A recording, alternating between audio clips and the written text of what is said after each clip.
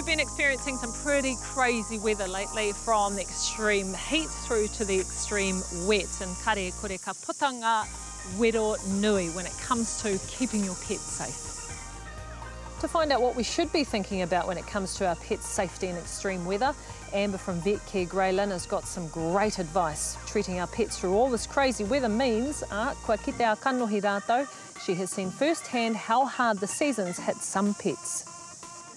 Too cute. So Amber, in terms of the weather conditions, he hanga take o momo take matua ka tai mai ai ngā tangata me ngā mōkai ki tō whare. So what types of pets do you see coming into the vets at this time of the year?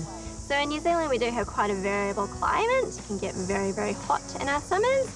Overheating is definitely a big concern for all animals, but particularly dogs, and particularly those types of dogs with sort of the flatter faces, because they can just, they're just prone to overheating more than other types of breeds as such. Something that we are seeing a lot of in Auckland over summer with our not just hot climate but very humid climate. There's a lot of moisture in the air. We're seeing a lot of skin and ear issues.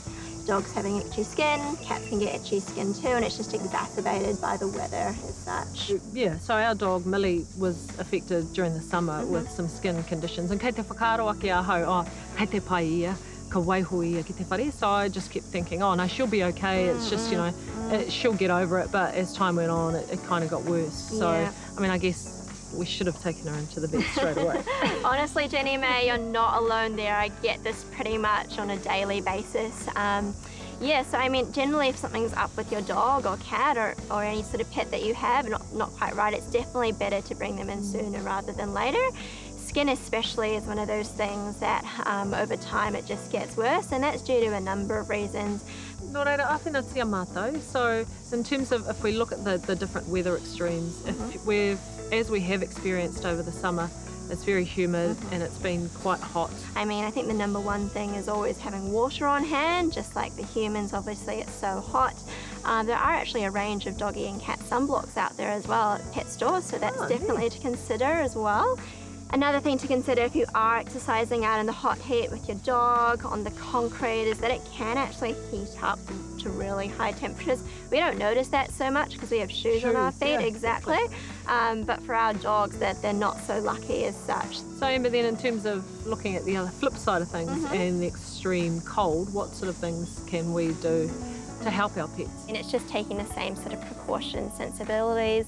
All animals need some form of shelter, no matter what the species. So, something else to consider, especially in your smaller breed, is that they can actually lose body heat quite rapidly because they've got a much larger surface area.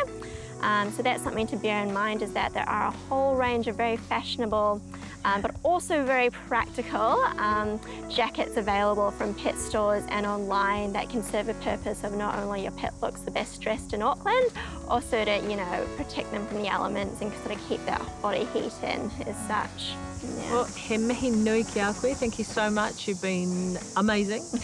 And some really, really cool tips in there. Yeah. Well, I hope it helps out the last tail end of summer that we've got.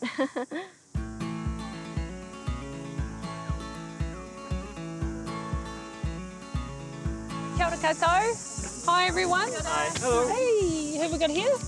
This is Sumo. Hey Sumo, funny that. He raru kua puta ki a ia. Have you had any issues that have popped up with this guy here? If he gets too hot and active at the same time, he'll throw up a lot of the time. We just have to control how active he is, especially at this time of the day. And keep him in the shade. Just around about midday when it's at its hottest peak, huh? Yeah, we don't typically walk him around this time. Normally around evenings would be good for him. Yeah. What about for you guys in terms of, have you had any issues that have popped up? I mean, this guy here, surely in the heat, there's some issues that have popped up. He feels the heat, yeah. So we had him clipped. Normally his coat is much longer than this, so we had him clipped down at the beginning of the summer, so this is just growing out again. We freeze fruit, cubes of pineapple and blueberries and stuff, so it cools him down, but it keeps him hydrated from all the water in the fruit, and we always travel with our own water bottle. Alrighty, he hanga tohu pai kia mātou, so what sort of things could you suggest I just try to be real in tune with how he feels. So like over time you'll figure out, like, you know, if you feel like a certain heat level, if it's hot for me, it's probably really hot for him. Yeah, keeping him warm in winter was a real surprise. Yeah, every time we go out in winter, he's got his coat on. And on my 12-year-old's good. In the summer, the hot asphalt, it's really hot under their padded paws. So if you can't hold it for something like, I think you count to 5, which is just about every day lately. Yeah. So for walking, yeah. Yeah. Yeah, it's good to keep those things in mind. I know with my twin boys, I did the same thing, went to a playground. Oh, yeah. And just let them go, and then they will come running back and crying, and I was thinking, what's wrong with you? And it was exactly that. So we forget, eh? And the dogs, they don't moan. They really are really stoic and strong and don't whinge. Well, tēnei te mihi kia koutou katoa. Thank you so much. It's been lovely meeting you all. Thank you very much for your advice for our pet owners. Tēnā koutou.